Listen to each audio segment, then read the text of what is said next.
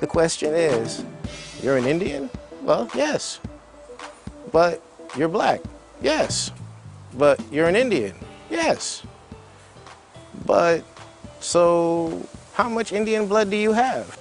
There are people who even ask me, are you Indian? You don't look like the Indians that I know.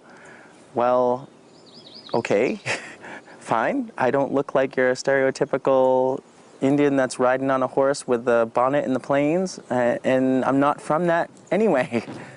Yes, I have many different cultures that are in my blood, but I was raised with the culture and values that come from here. Our tribe is a family. We're all related, and that's part of what it is to be a tribe, an ancestral tie to this place. Growing up in the inner city, I was either Spanish or I was African American. But my heart and the way I was taught was Wampanoag. This is who you are.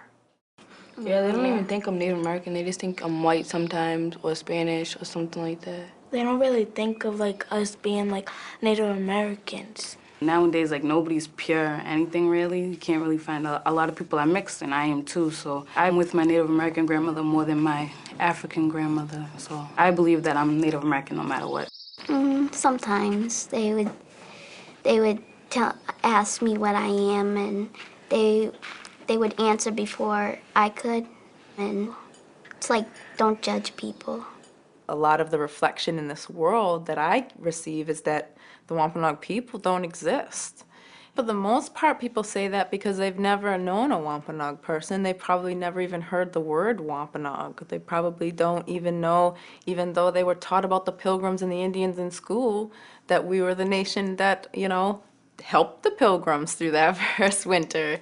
We have intermarried and we have mixed, and that doesn't negate anything that has been passed on to us as Wampanoag people. He was Chappaquiddick. This is my family tree. It goes from my grandfather, then it just breaks it all down, from Deep Bottom to Chappaquiddick.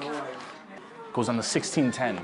Akiamu, who was the sachem of Nantucket in the 1640s on into the 1700s. Tim's son is named that. Tim's it's a nice name. I'm happy to see it there.